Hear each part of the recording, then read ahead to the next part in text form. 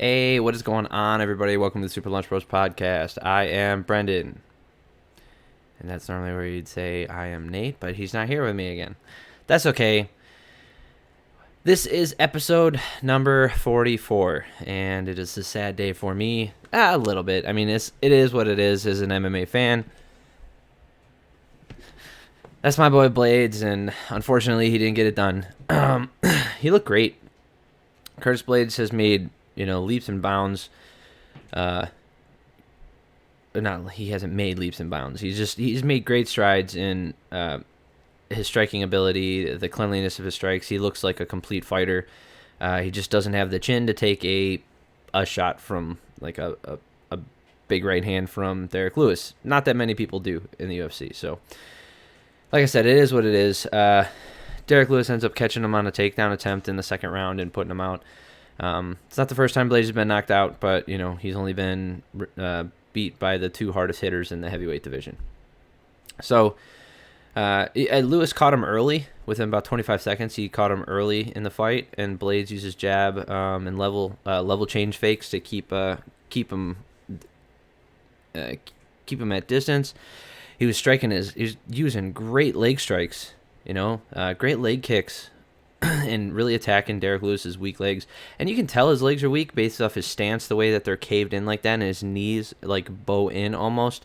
It's no surprise why he has back problems. Obviously, he's overweight for his frame, and that's not helping his back or his cardio or anything like that. But he has terrible knees, and he's out there swinging wildly, doing Derek Lewis stuff, doesn't move at all in the fight, just stands there and then swings really hard. And he did nothing in the first round of note, and all it took was one punch.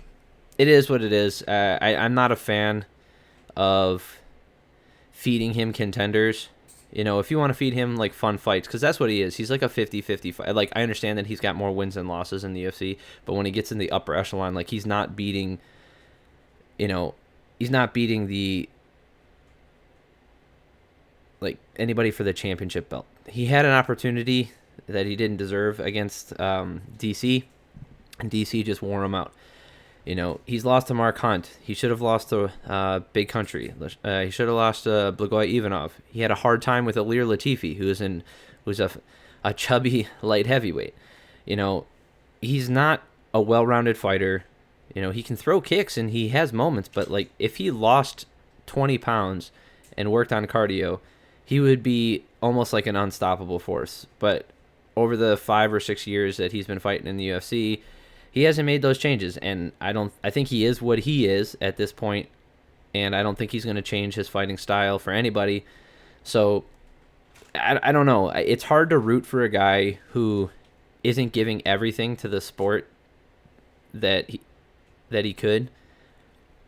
Like he's out here knocking people out, which is great. Like he hits so hard, but it's hard to root for a guy. It's just as far as MMA goes, like especially like inside the octagon. Outside the octagon, he seems like a really like upstanding dude. Remember when Houston was flooding, he was driving around his lifted truck getting people out of the water. He's hilarious. He seems like a laid back guy. Like as far as his character goes, he's got what I would consider like my ideal type of like fighter. And I do like Derek Lewis a lot, actually. I don't like watching him in a fight with someone like Volkov, right? Volkov comes in and he's supposed to be, a title contender, and he tunes Derek up for basically, 14 minutes and 50 seconds, and then he gets caught. So it's like, is Derek Lewis the best MMA fighter at heavyweight? Absolutely not. He's not. He's not the most well-rounded. He has, a cannon. He has that bazooka that can end the fight at any time, and he's really good. I wouldn't mind seeing him fight Ngannou again to see if that can go a little bit more interesting. If Ngannou moves forward, maybe he could take out Ngannou. But see, that's what I'm saying. Like I want to see him in fun brawler type fights, like him versus Mark Hunt. That was a fun fight to watch.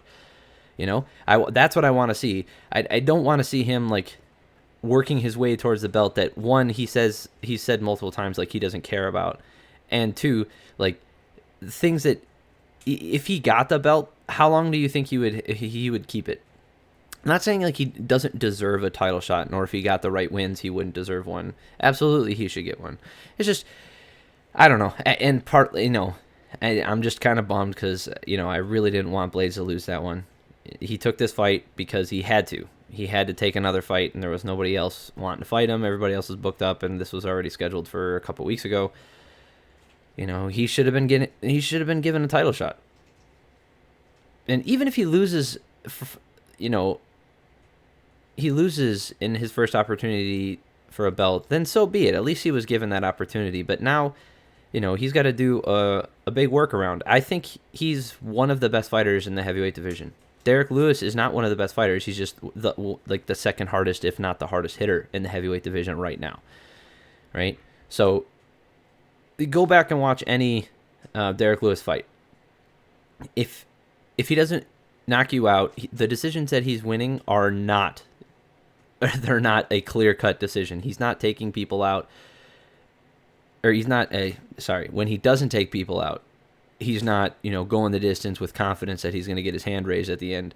He even looks defeated at the end of a fight if he doesn't knock you out, because that's his only goal. And there's nothing wrong with that. Like, he's fun to watch fight because that can happen at any time. Like Marcin Tybura found that out. That's what I'm saying. Like, he's fun to watch. He's a fun guy. But he's not... It's almost like he doesn't take it seriously. I mean, Anthony Rumble Johnson hates fighting, but he's just good at it. Like, he clearly took it seriously. He took it so serious, he cut down to 170. He missed weight a lot and got cut for it. But that's what I'm saying. Like, he was serious enough to lose enough weight to go down to a division where he felt like he was, had a size advantage. Then he ended up getting a title shot at light heavyweight. That's how hard he hits, and now he's going to be in heavyweight. I think in heavyweight. In Bellator, yeah. Anyway, good job, Derek Lewis, man. You hit hard. Congratulations. You really do. That's impressive to be able to do that.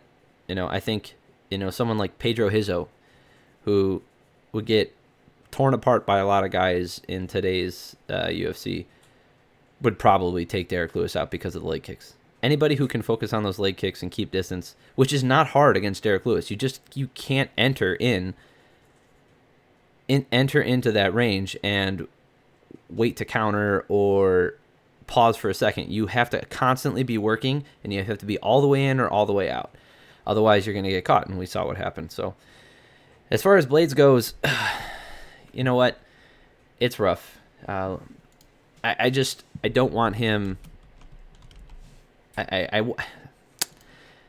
I don't want him to have to go through the grinder again just to get back where he was.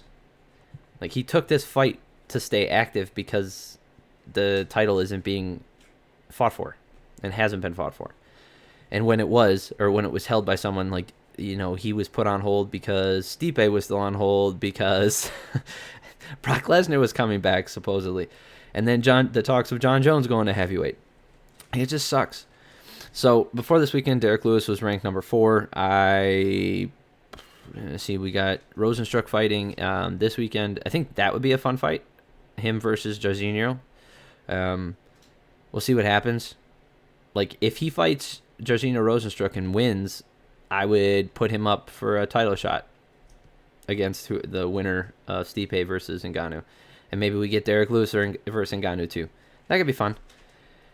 As far as Blaydes goes, I would give him the loser of Rosenstruck Ngannou. Maybe, because he's already fought Volkov, fought Lewis, fought Overeem. I see. There's no reason for him to drop all the way down there to fight somebody. Curtis Blaydes might drop down to like 5, maybe trade spots with Derek Lewis, or everybody gets bumped up depending on how this weekend goes too. So there's no reason for him to drop outside the top 5 to start challenging people. But that's what he's going to have to do because he's already faced everyone else, except for Stipe. And Jairzinho. He hasn't fought him, but I don't think he's going to get that fight if Jairzinho wins. But if Jairzinho loses, that's a good fight for Blaydes, and then Derek Lewis could take the winner as well. Maybe that's how it works. The winner of this past weekend's fight takes the winner of the next weekend's fight. That would be fine. Yeah, that's all I have to say about that one. I'm a little disappointed because I Like, I'm a huge Curtis Blaydes fan. I really appreciate like how much work he's put into the sport. You know, he comes from junior college at Wisconsin Whitewater, and he gets pulled up to the UFC from working out at a UFC gym, like, you know, the one your mom goes to learn jiu-jitsu, that one, you know, and it's not a real camp. And he comes out of there, and his first fight in the UFC is against Francis Ngannou, and he did okay, and it's a doctor stoppage because his eye filled up, so he couldn't see. He's worked so hard, you know, fighting out at Team Elevation. He's just, you can really tell he's taking this very seriously, and he's dedicated himself to this sport. And the thing that's letting him down is his chin at heavyweight. He's not so chinny like that if he gets caught with a stiff jab, he goes out. It's just against the harder hitters in the heavyweight division, it's hard for him. You know, he has to fight a perfect fight for 25 minutes because he's only fighting in main events, right? And look what he did to Volkov. He kept that guy on his back for 20 minutes of that fight, 18 minutes of that fight, and was even outstriking him.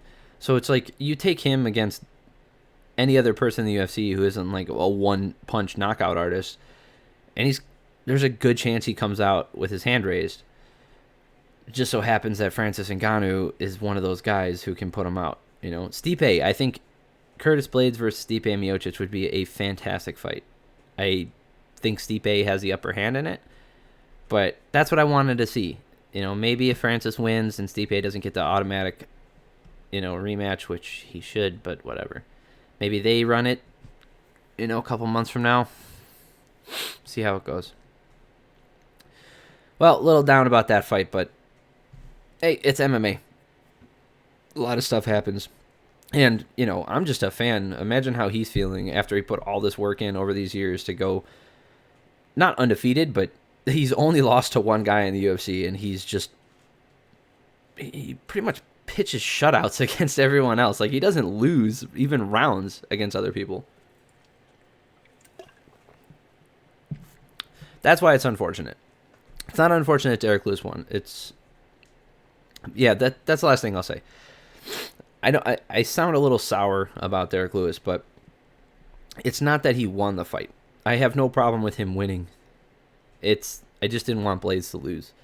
And they were fighting each other, so one of those things has to happen. Like, if that happens, like, it's part of the sport. Congratulations, Derek Lewis. I really do hope... I hope you can turn it around a little bit, you know, and dedicate a little bit more effort, I guess, towards fixing your body, because those back issues aren't going to get any better. You know, this isn't even an MMA thing, it's a life thing. Those back issues aren't going to get any better if you don't strengthen up your legs and probably lose a little bit of weight. All right. Let's see. The co-main event. What's the co-main event? Oh, yeah, Caitlin Vieira versus Yana Kunitskaya. So, this is a good fight. Vieira clearly won the first round with her takedown and, like, holding her down. And then Kunitskaya clearly wins the second round, outstriking her and taking her down, right? Well, in the third round, Vieira takes her down and holds her down, and there's a little bit up and down, whatever, but for basically 4 minutes, and does nothing with it. She's not looking for submission finishes. She's not striking on the ground. She's just holding her down there. And then Kunitskaya ends up on top, and in the last minute of the fight, lands a ton of strikes and even lands such a big, like, hard elbow. She opens Vieira up. And then the judge's decision gives it 29-28 Kunitskaya. It shouldn't be a surprise.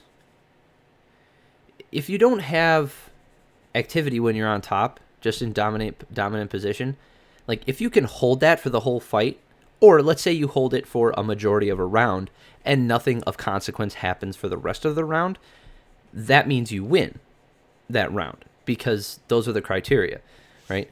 It's about damage first. If there's no damage or even damage, then it comes to control, you know, octagon control, position, dominant position type of stuff.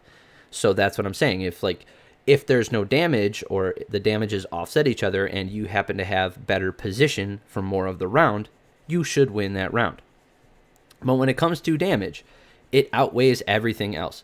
So you can hold someone down for 4.5 minutes, and if they somehow get up, and like when you hold them down, you're not doing any damage, right? This scenario. It's a very extreme example, but we saw it take place. So she was outlanded. So Kunitskaya landed 178 strikes, and Vieira only landed 16. And I know you don't judge the fight as a whole, right? And a lot of those were in the second round, okay? But in the third round, Vieira was offering nothing offensive. It was position, and that's it.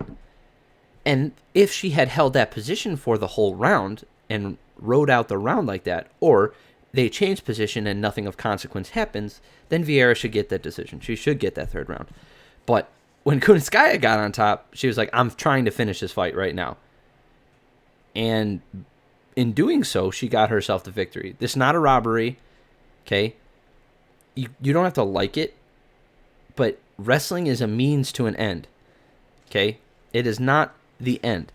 You don't just get to wrestle and then expect your hand to get raised. If you wrestle and you prevent them from outputting any offense, then that could be your means to an end, right? But that's not trying to actively end the fight. If you are wrestling and trying to end the fight, that means you have to either be going for submissions or strikes. And I know that sounds stupid and obvious because there's two ways to end a fight. But it doesn't seem to sit well with fans or some people sitting on the sidelines, who are big fans of wrestling or, who are wrestlers themselves. They would like it geared more towards, well, I controlled this guy for 4.5 minutes. Why does he get to win the round just because he lands 2 strikes? So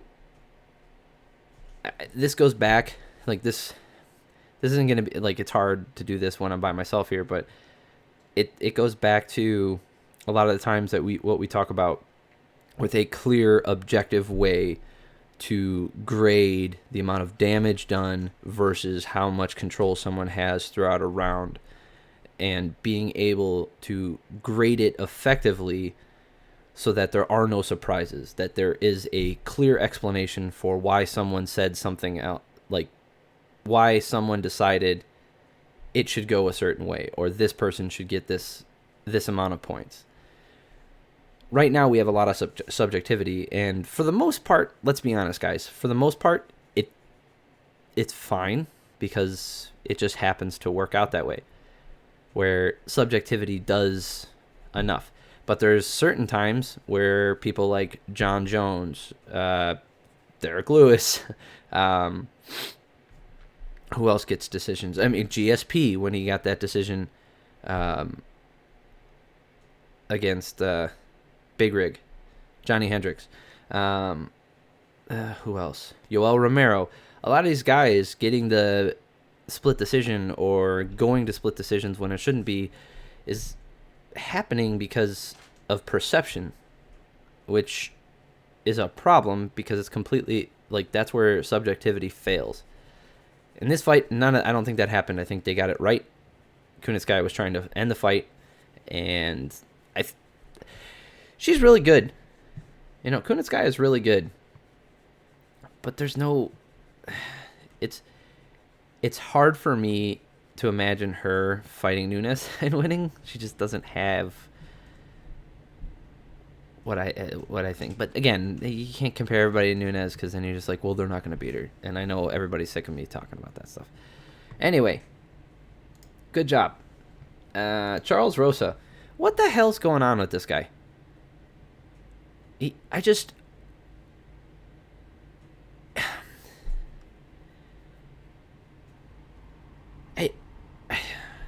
I'm just trying to collect my thoughts here. This guy is one of the best jiu-jitsu artists, right? Or he is this amazing grappler, blah blah blah. And Derek Miner is a good grappler and also good at jiu-jitsu, whatever. Charles Rosa is just so okay spending time on his back. And if anything, if there's any takeaway from a Charles Rosa fight, over the past couple ones. It's that classic jiu-jitsu, or jiu-jitsu that worked 5 years ago, just isn't as effective anymore. It's not that it's not effective in practical application. Like, it's not that it's not a good martial art. I'm not attacking jiu-jitsu here. I'm saying that the submissions and the positions that would have worked 5 years ago or 10 years ago, fighters now are just becoming so aware of that they're able to avoid those positions or just defend them outright. Like, how often do you really see a triangle from the back or arm bars from the back now, without someone being rocked? It's very rare. And there's a reason for that. We're seeing a lot of them still in women's MMA, and that has more to do with the development of women's MMA as a whole, right? The collective skill set of everyone involved. It's just, everybody has gotten so good at the basics that it's hard to get them with those submissions. So arm triangles still work, right? Because that's a top-down, top pressure. Kimuras you don't really see people getting finished with Kimuras too much anymore, but that can happen. It's just, there's guillotines still work, but there's so many now where it just seems like everyone is caught up and you can't spend time on your back like this guy does and expect to win a fight. Damian Maia doesn't spend time on his back. It's all about position. Like, he wants to get on top. So these guys who attack off their back, maybe there's a select few in the UFC who have a dangerous enough guard and they're so well versed in it that they can put people out, but it's very rare. And we're talking about guys who, I don't even know if they could do it anymore, is what I'm trying to say. It's like these guys who are such high-level jiu-jitsu practitioners that they could submit everyone from their back 5 years ago. I don't know if they can do that anymore. So that was a weird fight to watch. Alexei Oleinik, old man, just couldn't get it done. Chris Daukaus, he looked okay. He was faster, hit really hard. Phil Hawes looks really good at middleweight. Andrei Arlovski, just not fast enough anymore. His chin held up, which was surprising. In that first round, he got cracked quite a few times, and his chin held up. It was interesting. If you would have told me that Arlovski would have handled a barrage from a current UFC heavyweight, I'd be like, you're a liar. That didn't happen. But he did. And he held it up. That was pretty good. Tom Aspinall looks really fast, especially for a heavyweight. So it'll be interesting to see who they pair him up with next. Arlovski is 30-20, guys. He's had 2 no contests. 52 fights as a heavyweight in MMA. Right? He's getting up there with, like, having, Alexei Oleinik, by the way, is 59-15-1, but a lot of those fights probably happened in one night, and probably didn't happen in the United States. Not that that's the end-all be-all, but probably in a smaller, less reputable organization, more on the local mom-and-pop type of deal.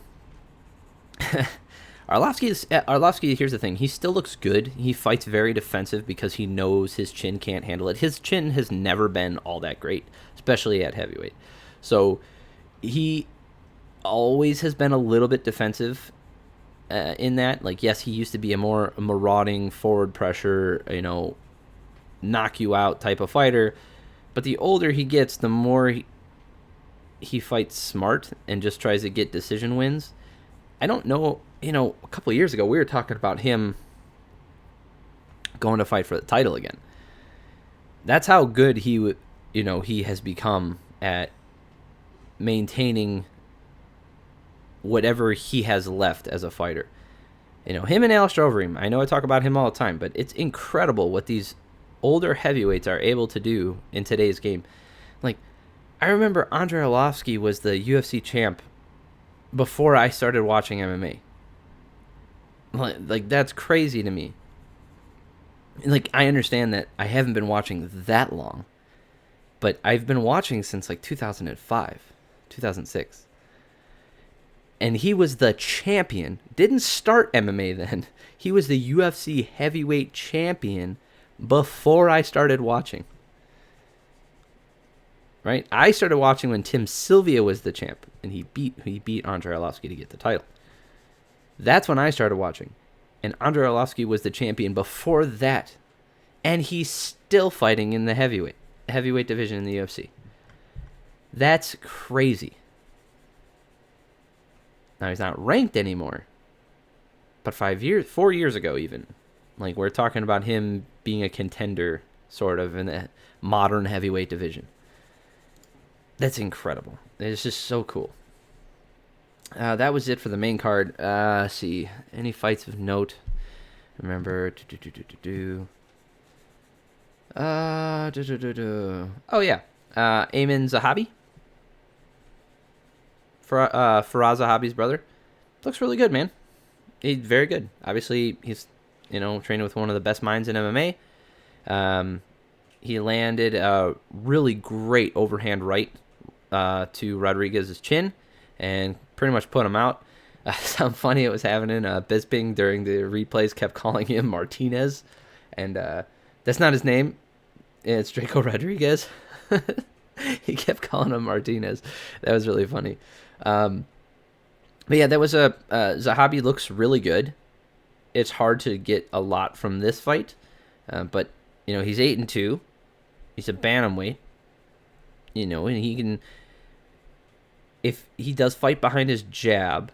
Bisping did note though that when he was throwing his jab, he wasn't following up a lot, so he's putting himself in a position to be countered without providing additional offense past the jab. But a win is a win. He looked really good.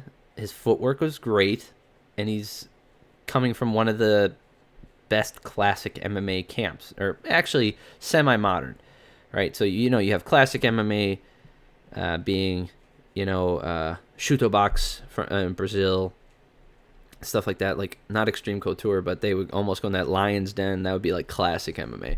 And then you have the more modern stuff, which is TriStar, Jackson Wink, ATT, who else? Anyway, and then your more modern ones where with Team Elevation, AKA has been around. So there's a lot of them that from the mid 2000s to late to the 2010s that are still around today and still doing really well. And TriStar is one of those. They just obviously GSP isn't fighting anymore, so they don't have a champion, and he's just it brought up a question for me. And again, this is better with a discussion, but we'll just go at it right here. Do fighters make the camp, or do camps make the fighter? And I know that there's probably an answer in the middle there.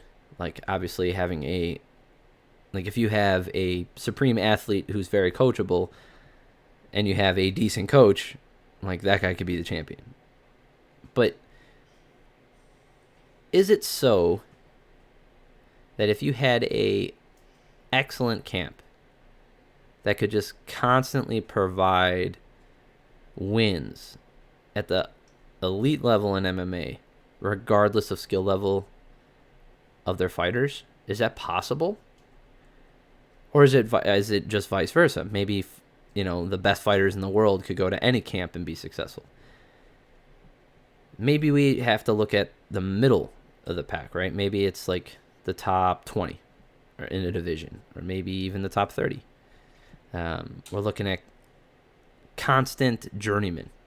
Is that what determines a good gym? Or is it maybe that the gym can get a middling fighter, a journeyman, to be a contender?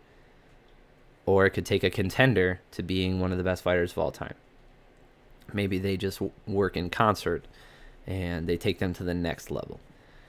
But this made me think, I haven't seen a lot out of TriStar lately, and you're not hearing it called out that much anymore.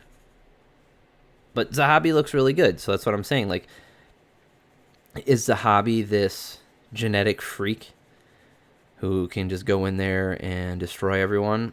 Doesn't look like it. I mean, he looks like he's in great shape, but he doesn't, he's not going in like doing front flips and, spinning heel kicks and crap and like being ultra athletic. Not that he can't do that, but that's, he doesn't give off that vibe. Maybe he's a secret athlete, like a super athlete or something. But the point is, I'd like to see how Zahabi kind of turns out, because it's one of those things gives it, nature or nurture. And I think Zahabi's a good test for that, because he's all nurture. I mean, obviously there's some nature involved in it, but he has a direct line, it being his brother. He has a direct line to one of the best minds in MMA, one of the best camps in MMA. The prelims opened up with a sloppy heavyweight fight. Sergey Spivak beats Jared Vendera. Shayna Dobson, Casey O'Neill. Casey O'Neill gets a win. She knocks her out.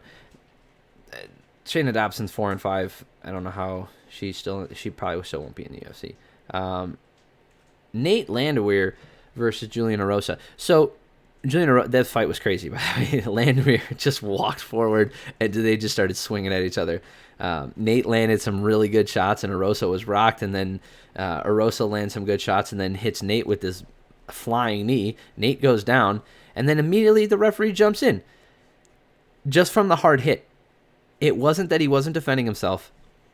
Like, if Arosa landed one more punch, I would have been okay with the stoppage. Just one more. Because if he lands one more uninterrupted, undefended punch, all right, he's out of it. He's clearly not defending himself. Let me step in there. But he was trying to stand up. Yes, he was rocked. But that happens all the time. This is MMA, right? It's combat sports. People get rocked all the time. That's part of fighting. Like, you have to give him the opportunity. Like, he wasn't laying face first on the ground. Okay? Like, for those of you guys who didn't see it, like, go back or if you just skip the prelims altogether, the knee lands flush. It was a good shot. Nate Landwehr falls back, kind of onto his butt, and his back is up against the fence.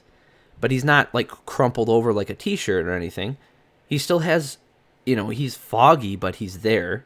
And then he's trying to work his way up. But there wasn't even time for any of that. The referee was already in there. It'd be like if you threw one hard punch and the referee was just like, that was a really hard punch. We got to stop this one. That was so crazy. He hit him so hard. Yeah, cool. But the problem is, like, that's not how the fight ends. You shouldn't be the one who ends the fight. You didn't let the fighter do it. And I'm not advocating for increasing brain trauma or advocating for late stoppages. I would not want to see a late stoppage. And in general, I would rather see an early stoppage. So would I prefer this kind of stoppage to one where a guy gets beaten unconscious and, I can see his brain squirting out his nose? Yes, I would rather have an early stoppage than that one. But there's a lot in between there, okay? People act like there's this fine line between an early stoppage and a late stoppage. Like, yeah, I guess. Like, you can make that argument, but really, there's a lot of leeway. If he lands one more punch, are people going to call it a late stoppage? No. One more punch is enough time. If you're standing right there, you watch him punch one more time, then you jump in. Okay, and I'm not criticizing him as a referee. I forget who it was, one of the newer guys that's been around a lot of fights recently. I think he does fine. I don't think he did a bad job here.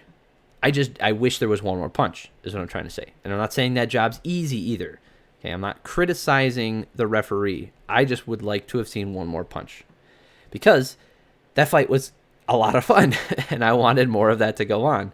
And if Landwehr can get up and throw back, he showed the ability to rock Arosa. So maybe we get more of that craziness going on. And I don't want to think about the referee. You shouldn't. Yeah. How do I put this? The referee is doing the perfect job when you don't realize he's there. When all you can think about is the fight going on. And then it's very jarring when you realize that there's a referee there. When they make a bad decision or they step in the middle of the fight or someone picks up a mouth guard or something like that.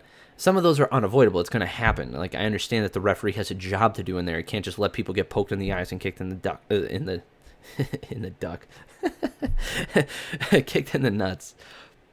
Right? They're there to make the fighters accountable and follow the rule set. I understand that. So they're going to have to step in and you're going to realize they're there. But the perfect refereed fight is one where you don't even realize that there's a referee there. Go back in your mind and think about one of the fights that you love so much. Now think about the referee in that. I bet you it's very difficult to remember who the referee was because of something the referee did. Right? But now go back and think of like a screwed up decision, referee decision. I bet you remember who that referee is, right? That one you're thinking of right now who stopped the fight too early, or the one who let that person take way too many punches. Mario Yamasaki. Anyway, so that's what I'm saying. Or someone who has a habit of stopping fights too early. Like, you know who that referee is in your mind. And that's what I'm saying. Like, you know who that referee is because of something that they're doing that's taking you out of the fight. And it's like breaking the fourth wall in a movie. It's something that's very jarring. It takes you out of the experience, or it takes me out of the experience. Maybe I'm crazy here, but I think that seems to be like the perfect recipe for the best refereed fight, is one that you don't even realize he's there until they're raising their hands. Okay, Eddie Wineland.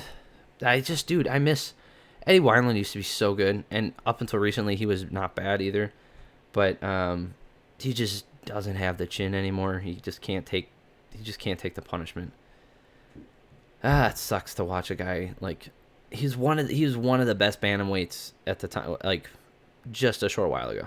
Like 5 years ago, he's one of the best bantamweights in the world, and now he just can't take a punch. And at bantamweight, that's rough. He's still got that awkward movement. It's fun to watch him fight, and I wouldn't mind him fighting older fighters, and like that's fine. And I like him. I think he's got some of the coolest tattoos, really cool back piece, and by far the highlight of my night was his mustache. Hell yeah! Like he's got this thing going on. Oh man, what a great mustache. And Jared Gordon ends up beating Danny Chavez and decision. But that's it. So overall takeaway from the fight card, that's not it. It was okay. It was free. You don't have to pay for it. Can't complain. Obviously, the main fight didn't go the way I wanted it to, but that's MMA. Stuff happens. And Derek Lewis, who knows? Derek Lewis could win a title just fighting the way he does now. He could still win he could win a title like this. He really could. Like, can you imagine another sport where you're only good at one thing? And you don't even move in that sport. You just almost stand still and you can still win. It's hard to imagine another one. Boxing, because it's such a close allegory. Obviously we know Deontay Wilder just hits really hard, but he still has to move forward. And it's just mind-boggling. Like, and I see people putting out tweets like, why doesn't MMA work on Derek Lewis? No, it does, guys. It does. Curtis just doesn't have the chin to hold up. DC did what he wanted to him. Mark Hunt beat the crap out of him. Dude, the guy's been knocked out. He was knocked out by Sean Jordan. Sean Jordan's not even in the UFC anymore. He was knocked out by Matt Mitrione with a forearm, like a shove almost. It's like, I don't think Derek Lewis has gotten progressively better. I think the heavyweight division has gotten worse. And because he fights the way he does, he's just slowly rising to the top because the amount of athleticism in the heavyweight division has gone down. We're back to a thinner heavyweight division, an elderly heavyweight division. I mean, it wasn't great when he, first came to the UFC. but we had some, not heavy hitters in the sense that they hit hard, but we had some real heavy hitters that were heavyweights at the time. That was when, Cain Velasquez was champ. Brendan Schaub was still fighting in the heavyweight division. Not saying he's one of the heavy hitters. I'm just saying, like, that's how long ago this was. And Derek Lewis is kind of just rode out the storm of, some of the better heavyweights leaving, or people getting tied up in fights, or just not being in the leaving, just not being in the UFC anymore. And he's just kind of slowly risen to the top. He's doing what he needs to do. He's knocking people out, right? But I don't think anybody would argue that the heavyweight division is better now that he's near the top. Okay. All right, so that's it from the fight night. Blaydes versus Lewis. This weekend we do have some. This coming weekend we have some good fights. We've got Jairzinho Rozenstruik versus Cyril Gane. Gane is very athletic heavyweight, and Jairzinho Rozenstruik is a lifelong striker, kickboxer. Rozenstruik should be 10-2 in the UFC, but he got that win against Alistair Overeem that he shouldn't have got. Anyway, so the winner of this fight should probably fight Derek Lewis. Timeline lines up, rankings line up nice. It's hard for me to know who I'm not leaning towards anybody as far as like who I want to win. I'm just interested in the fight. Rozenstruik can get knocked out if you hit him hard enough. I know that's a stupid thing to say, but Ngannou knocked him out, so Gane could do that, or maybe Rozenstruik just keeps the distance and manages to point fight him the entire time. Or he could knock him out too. Like, he does have power. It's not earth-shattering or anything like that, but he does have power. But yeah, winner should probably fight Derek Lewis, and loser maybe fights Curtis Blaydes. I think if Rozenstruik loses, he should fight Curtis Blaydes, but I don't know if Gane loses. Never mind. I don't think Gane should fight Blaydes. If Rozenstruik loses, he should fight Blaydes. That makes sense. And then Gane could fight Derek Lewis. That makes more sense. Light heavyweight, we have Nikita Krylov, who's a maniac, versus Magomed Ankalaev. Anytime you get those kinds of names and you see a guy with a chin beard and he's from Dagestan, you got just mind your P's and Q's. It's going to be a rough night. Montana de la Rosa versus Maria Bueno Silva. It's women's flyweight. De la Rosa, I feel like she's 11-6. It's so hard. Why are they the third fight? You have Angela Hill fighting Ashley Yoder. Eey. Anyway, Pedro Munoz is fighting again against Jimmy Rivera. That fight means something. Like, why is this so far down? And Pedro Munoz, knocked out Cody Garbrandt. Has he fought since then? Now that I think about it. Pedro Munoz. Yeah, he got in that brawl with him. And Cody decided to just stand there swinging like he does, and he got knocked out. Okay, yeah, so he knocked out Cody Garbrandt, lost a decision to Sterling, and then lost a split decision to Frank Yeager.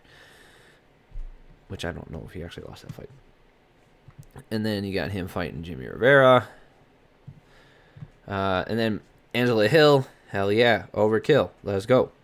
She's been on the wrong side of a couple bad split decisions lately. And then Ashley Yoder, not a good striker. She's a grappler. And she's like a floppy grappler.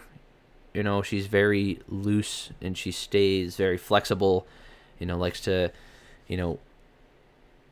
like worm her way out of position and into position. She's not a very forceful grappler. So she could be some trouble, but I don't know how she beats Angela Hill, to be honest with you.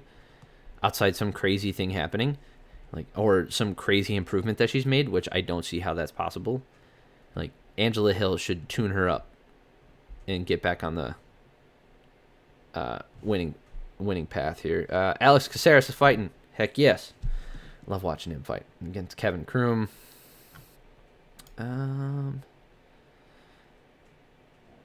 Oh, by the way, two of the best afros in the UFC, Alex Casares and Angela Hill. All we just need is Violent Bob Ross in there, and we'd be good. Alexander the Great Hernandez fighting Thiago Moises. That could be fun. Randy Brown fighting Alex Oliveira. Whoa! Alexis Davis fighting Sabina Mazo. That's whatever. William Knight, Alonzo Menafield. That dude's a monster.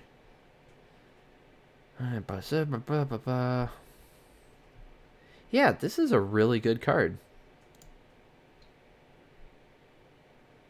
But why are all these guys fighting on the prelims on a fight night? Alex Hernandez and Thiago Moises should be on the main card.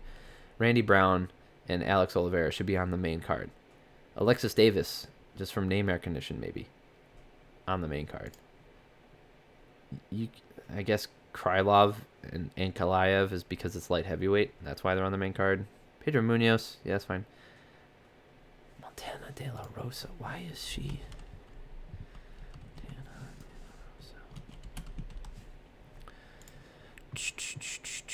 She is... Yeah, she's like a 50-50 fighter. Oh, she's the one. She submitted Rachel Ostovich, R.I.P. Right, as far as her career, UFC career goes. She'll do fine somewhere else. Nadia Kasim, and then loses to Andrea Lee. Borella, Vivian Araujo lost to her. Why is she on the main card? Is she like super pretty or something?